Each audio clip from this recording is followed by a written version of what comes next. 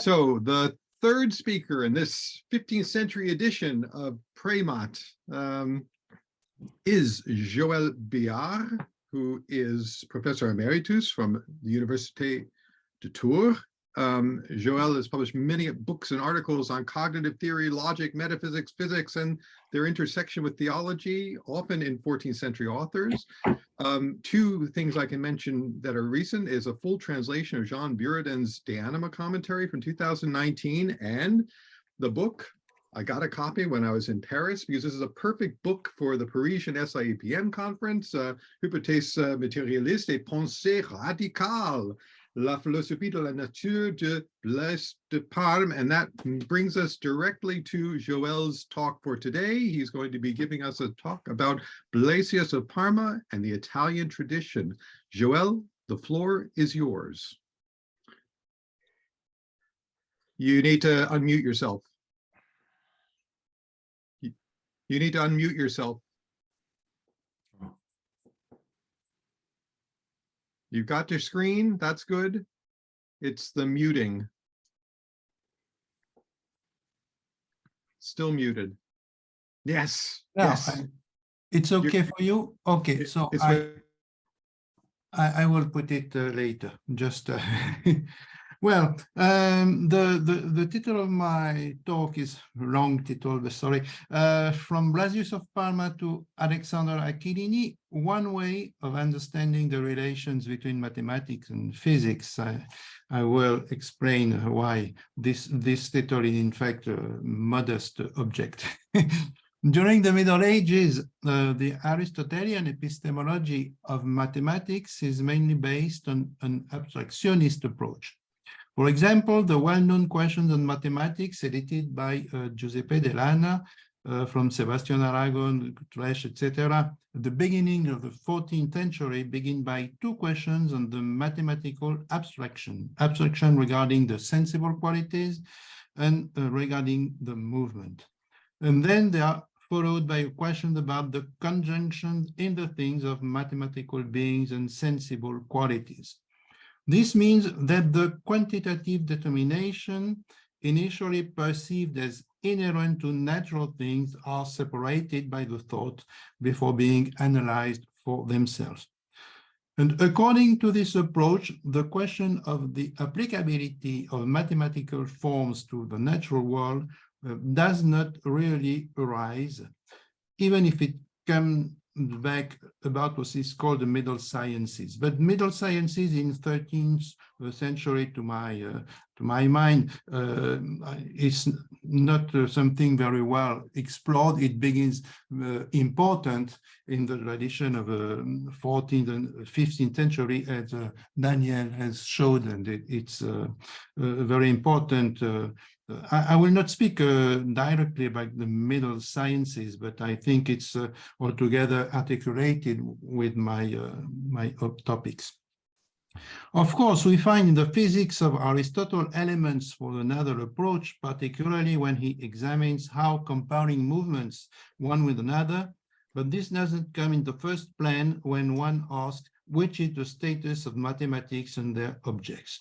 And this device will be modified or challenged from the 14th century onwards, mainly because of the new theories about the calculus of movement, even if we have an analogous tendency in other procedures of measurement for natural processes, such as intention and remission of forms.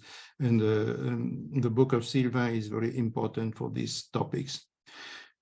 It's well known that in the years 1320s at Oxford is set up a theory that, on behalf of a reformulation of the Aristotelian rules, modifies the modes of calculation that are used to compare the velocities of movement. These theories are still based on the physics of Aristotle, particularly the book 7 and the debate that followed in the Arabic commentators, but they gave rise from Thomas Bradwardine onwards to autonomous treatises. These rules of calculation of movement will be invested, as we have seen, in physical phenomena as well in ethics and theology.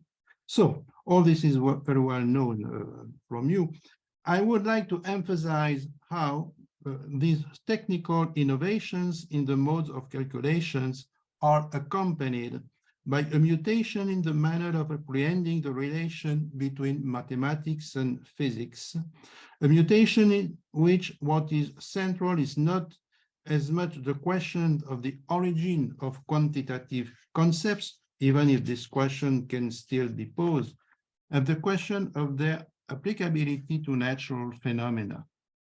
And this implies a certain distance or split between mathematics and physics.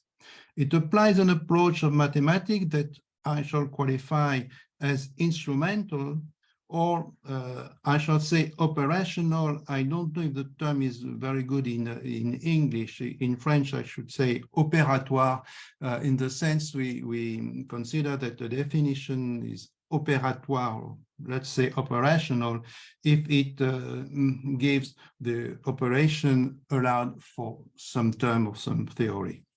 I shall focus on some authors only, because the development of the calculus of movement is not homogeneous, of course. But it is necessary perhaps to remember previously some elements of the context in which this development arises. I shall do it quickly by lack of time, and it's some debates on mathematical terminology which are implied by the epistemological considerations I will do. And this is why I sent you, you have received already some documents, and I can just put, but I will not comment in detail. Of course, it's on the contrary to evit to comment them. The theory attributed to Premodern is taken up and developed by many masters, but Blasius of Parma in Italy at the end of 14th century is a decisive actor in this history. He commented twice the Tractatus Proportionum of Premodern, but in the first version, he develops an interpretation of the rule of movement that is in accordance with Premodern's theory, and he accepts it provided some conditions. Then in the second later version, which is the edited one, he rejects it in terms that could let us believe that he doesn't understand it, but of course it's not the case, precisely because he had previously defended. The discussion seems at first glance concern controversies about mathematical interpretations of the rules of movement. They concern several points that I have listed on this document. I'm sorry, the characters are very small because I usually print them, and so I didn't realize that in the screen I should have more written.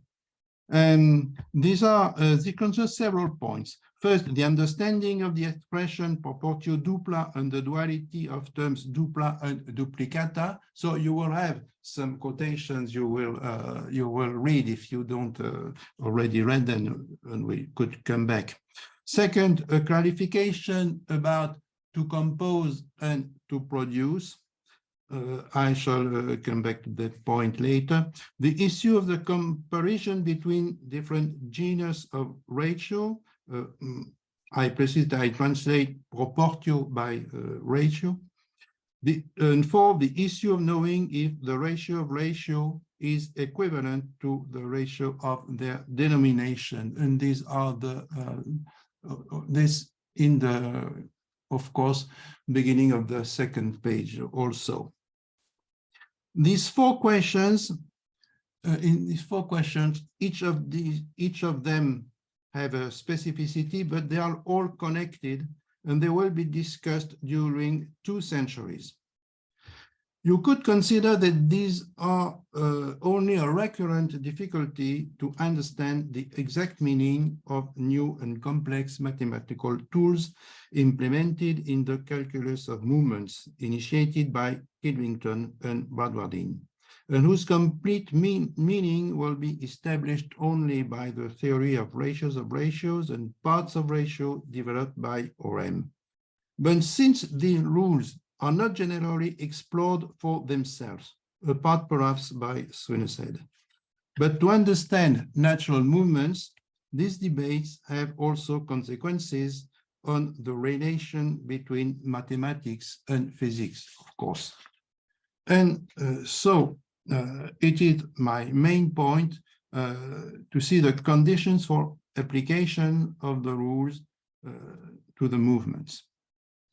In a first stage, I shall focus on the text of Alexander Aquilini, a master in Bologna at the beginning of the 16th century. His Quaestio de Proportionibus Motuum is representative of the manner of treating the issue of the calculation of movements that deployed in Italy during a century and a half. The problematics in which Aquilini tackles the problem of velocity is depending on Blasius of Parma and takes place in the line of Giovanni Mariani, whose text is edited, as you know, by Clagett. Even if Mariani is mentioned only one time during an argumentation of Aquilini, the whole theory has the same basis than that of Mariani, and particularly the central thesis according to which the ratio of ratio is equivalent to the ratio of their denominations. The principle is formulated as soon as the three initial rules he gives for the comparisons between the motive powers and the resistance. For example, let us take the first, I think I had put it here. Oh, sorry, I must come back. No, don't have. The first rule is this: qualis est proportio denominationum proportionum talis est proportio diversarum potentiarum cum ad eandem resistentiam comparantur. For example, the ratio of the potency 6 to resistance 1 is double than the ratio of 3 to 1. It's rather easy to understand. Since the sextuple ratio denominated by the number 6 is the double of the triple ratio denominated by the number 3. The theory is presented not without reasons as that of Aristotle and Averroes, even if the notion of denomination is properly medieval. Aquilini realizes then he departs from the theory of the moderns, that is, Bradwardine and so on. This general thesis is linked with the other thesis I have presented as forming a conceptual net in my 4 questions listed before, that put in debate Bradwardine's interpretation since Blasius of Parma. First, for Aquilini, to double the triple ratio from 3 to 1 is adding the ratio to itself, so that you obtain the sextuple ratio, 6 to 1. Secondly, according to Aquilini, if you divide a double ratio by 2, you obtain a ratio of equality. That means that it rejects the separation of ratio in 3 distinct genus, ratio of greater inequality, lesser inequality, and ratio of equality. In the Bradwardine theory, of course, which is Euclidean on that point, if you multiply a ratio, if you divide a ratio of greater inequality by itself, you never obtain a ratio of equality, but you have also always a ratio of inequality. So it's an important point on debates between these authors to accept that these are 3 distinct genus, or if you, for Aquilini, I repeat, if you divide a double ratio, so a ratio of, if you divide by 2, you obtain a ratio of equality. This rule I underline is at length discussed by Mariani, who makes one of his fundamental criticisms against the moderni. So it's why I said that Aquilini is in the line of Mariani, if he doesn't quote it very often. Finally, Aquilini claims that it is necessary to distinguish between produce a ratio and compound ratios, the composition implying, according to him, an increase. Now that these conceptual clarifications are given, which are the main theses of Aquilini about the comparison of velocities in movement? He enumerates three main conclusions that are developed in many rules, objections, answers, etc. I put these three, sorry, each time I must take in the, you have there. The three main rules, they are here rather easy to see. The first, motus sequitur dominium agentis supra resistentiam. Second, si aliquas proportio interpotentias moventes, talis est proportio inter velocitates provenientes habeis supra equali resistentia. And the third is on the same pattern. In fact, it is in the precisions and discussions following each of these theses that permit to understand the exact position of Aquilini. For the moment, it's sufficient to remind that the notion of dominium is an old notion, often used in a qualitative meaning, sometimes distinguished from excessus, sometimes not. Here, Aquilini proposed a quantitative approach of the dominium that is distinguishes, however, of the excessus. During the discussion of the first rule, we have this important precision. You have in the B proportio dominorum, non sequitur proportio velocitatum proportionum excessuum, sed proportionem geometricam dominorum agentium supra resistentiam. What does that mean? Quickly, if you tackle the ratio of some motive power to a resistance, and then you divide the resistance by 2, the velocity should double. But the excess of 8 to 4 is 4, the excess of 8 to 2 is 6. So the ratio of the velocities doesn't follow the ratio of the excesses. How must we understand the thesis of Aquilini, according to which the ratio of the domination of the agent to the how do we understand the ratio of the domination of agent to the resistances? Here, simply as the ratio of the subdupla proportio to the subquadrupla proportio. And so you have the double, one is the double of the second. So in doing so, the ratio between the domination is then the ratio of the denominations. So Aquilini comes back to the ratio, to the theory that have defended by Blasius of Parma in his second redaction. At first glance, it's not physical considerations that give rise to these modifications, but the debates about the interpretation of mathematical terminology. However, some difficulties for applying the rules to natural movement are evoked. Regularly, Aquilini answers by formulating conditions of application that are somehow supplementary conditions that were not implied by the mathematical theory. The first of these conditions is a commonplace, so I shall mention it only for the record.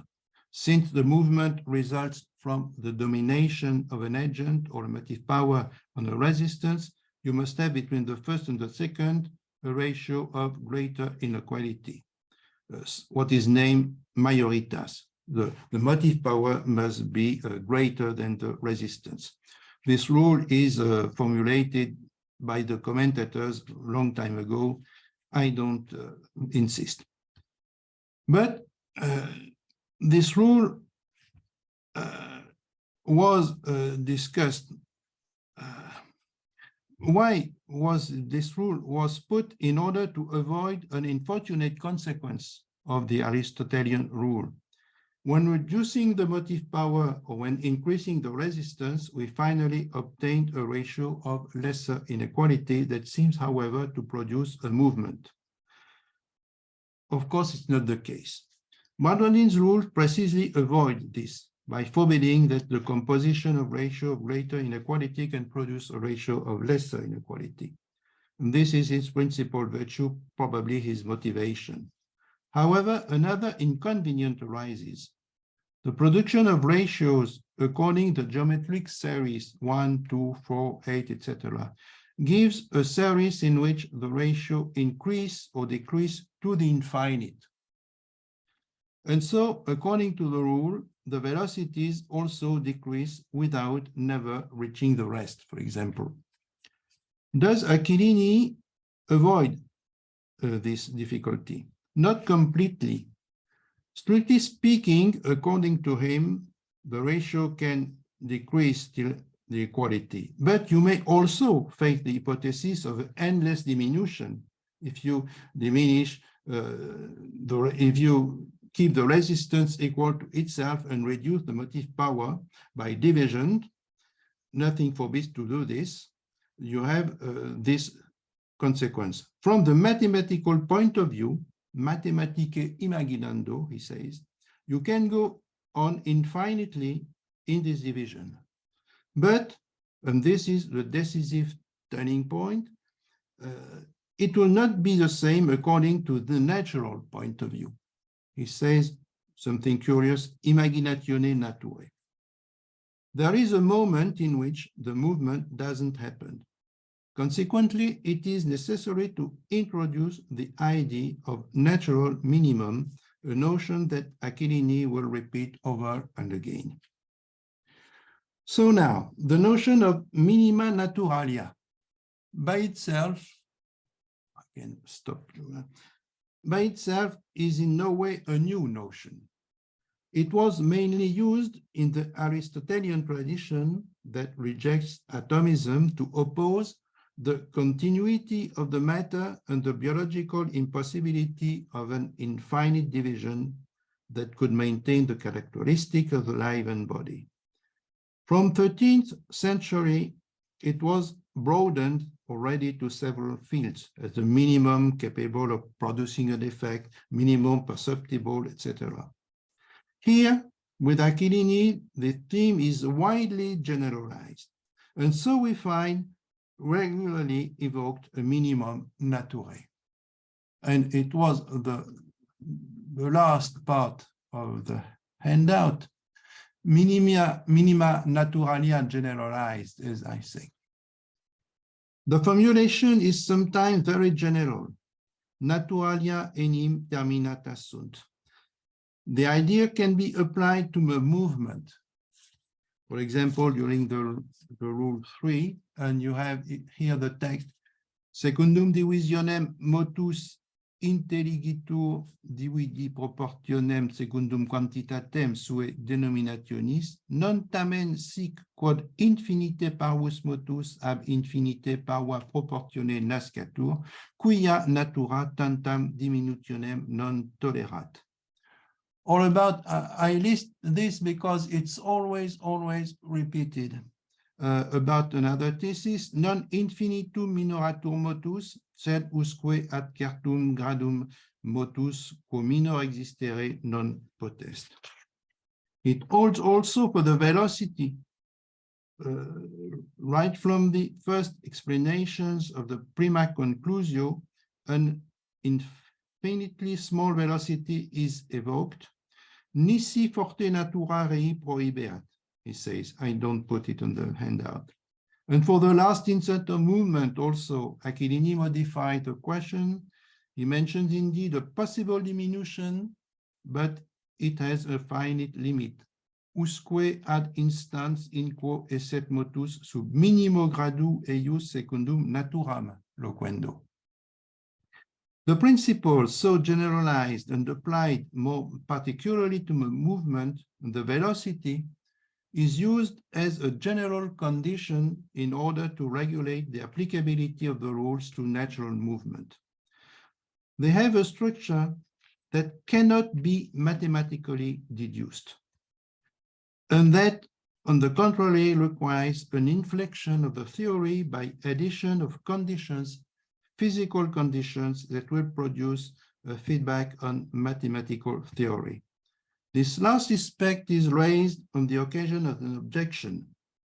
If we admit that there is a degree of movement such as there cannot be a smaller one, this seems in contradiction with the principle established in the first rule. Here is the objection: contra sequitur quod non quodcumque dominium esse sufficiens incoare motum. Well, in fact, in principle, it is sufficient that there is a domination, but a very small domination must produce something. The first answer is general. Quantum est de se sufficit, sed natura incoibilis, the term is strange, but we can understand. Natura incoibilis non tolerat. It means that it's possible to go against this limit, natural limit. But is it possible to go beyond an affirmation, a statement of principle? It was sketched in the discussion of the third conclusion. To speak of a natural minimum signifies that there is a ratio that produces a certain movement and is such as if you divide it by 2, no more movement happens. According to Aquilini, this ratio is the double ratio. Proportio dupla, you have it in the text, proportio dupla est maxima proportio cuius medietas movere non potest. Et velocitas proveniens a proportione dupla est maxima velocitas non potens habere velocitatem in duplo minorem. As a matter of fact, in the diminution of the ratio of domination, you can reach a double ratio, reducible to 2 to 1, since you have a decreasing geometric progression. The following ratio would be such as multiplied by itself, it would give the double ratio. So it is, according to the Boycian terminology, medietas duple proportionis. The half of double ratio, that is the root of 2. Radix duo, as Aquilini says. And in fact, you have the affirmation proportionis duple medietas est maxima proportio aqua motus provenire non potest. So you have a domination, but you don't have movement. Surely, nothing experimentally justifies to pose such a bound. This choice comes perhaps from the fact that most of the classical reasoning since Premodern are formulated in the case of the ratio dupla or duplicata. Moreover, Aquilini perhaps did not have at his disposal the tools for considering generally other routes. But what interests me is this approach consisting in posing limits to the applicability of the mathematical rule that manifest the instrumental and operational side of mathematics in this conception. This principle is found again in a general form in a later author who was a pupil of Aquilini, Ludovico Bocca di Ferro, on whom Luca Bianchi drew our attention some time ago. In his questions on physics, and it's the last quotation you have, physics or no, degeneratione. Also in the question on physics, he wonders if the natural forms are contained by maximal and minimal quantity under which they can subsist or not. And is his commentary on degeneratione et corruptione, is which what you have, he generalizes. I read it. Dico quod in natura datur maximus et minimus calor, et item velocissima et tardissima calefactio, quia omnium constantium determinatus est terminus, qua propter ad argumentum motus in infinitum potest velocitari et tardari, verum est mathematicae et secundum imationem, secundum naturam autem non est verum. Well, now I think I have a bit of time. It seems to me that this approach manifests an epistemological mutation. that takes form during the second quarter of the 14th century with the development of the new procedures of calculus and the development of all the melosizings we have evoked before, sketching a new paradigm concerning the mode of tackling the issue of the epistemological status of mathematics. You could find an indication of this mutation in John Buridan, but I don't develop because I don't have time. Blasius of Parma develops a more radical approach. First, he deepens the gap between mathematics and physics. In his Questiones circa Tractatum Proportionum, he clearly contrasts the point of view of the mathematician, modus mathematicorum, and the point of view of the natural philosopher. Si intendis loqui ut philosophus, concerning the definition of the ratio. In his question on the contact between the sphere and the plane, he considers some proposition as true for the mathematician and false for the naturalist, and vice versa. From the physical point of view, indeed, no point exists, since we always deal with material things that are continuous and divisible according to the extension of the matter. No line, no center of the circle, no angle has a real being. The consequence is that all conclusions of geometry are false, since their subject supposes for things that do not exist. So they suppose for nothing, in fact. This does not prevent that they have a validity on their own level. We found an echo of this conception in the quotation of Boccardifero, who estimated that what is mathematically true is not true secundum naturam. Secondly, because of this gap, we are dealing with two discourses that have different norms of validity, so that the issue of the application of one to the other appears in the new way. The separation of these registers of rationality makes clearly the mathematics to be an instrument that is somehow extraneous to what is treated by means of this instrument, even if by feedback we can envisage some adaptations. Blasius of Parma did not clearly formulate, as Aquilini later, limits of the validity of mathematical rules, but in the different text and the comparison, it clearly adapts the rules of calculations of the ratios of velocities to different fields of application. And this is what led him to reject one formulation in some cases. You can see the different texts of Sabine Rombo on these rules. I don't take up here. What I want to underline is that it's not a matter of drawing logical or mathematical consequences of new rules of movement. It's no more a matter of interpreting a maximum of phenomena through a rule formulated. It's a matter of differentiating fields of application and proposing specific rules adapted to each of these fields. This is a consequence, it seems, of the conception of mathematics indicated before. The procedures are indeed procedures of application of mathematical models to a physical reality that is not by itself mathematical, and even that manifests a gap with mathematics. And this is what is explicit in Aquilini. So, by lack of time, I don't develop, I don't insist on the fact that this is not a general idea we have in each author of the period of course. We find it in some tendency.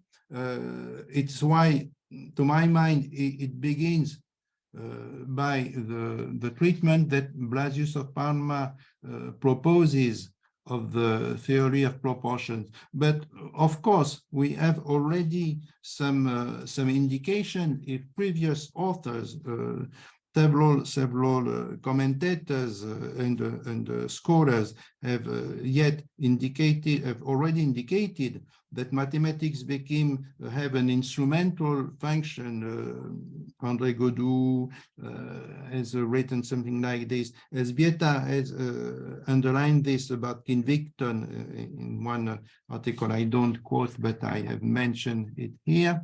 And so, but it is in the line from when Blasius and Blasius criticizes, as I showed, the rules of Bradwardines because, according to him, they cannot be applied to some sort of movements. It begins it gives the beginning of a line of epistemological reflections we have in Aquilini, we have in Mariani, we have Aquilini, and many others, which develops this idea of instrumental function of mathematics and the fact that nature is not written in mathematical. Anyhow, and I stop here. It is in this context that is put in place the relation between mathematics and natural philosophy that I, in any case, consider as original. It's not properly Aristotelian. It's not Galilean, nor Cartesian, of course. To sum up, the rules of calculation function as models that are confronted to physical devices or experiences, imaginary experiences, and one tries, on the one side, to adapt these models, and we have seen this in Scientiae, intentional remission, etc. And on the other side, to assign limits because of properly natural constants. Thank you.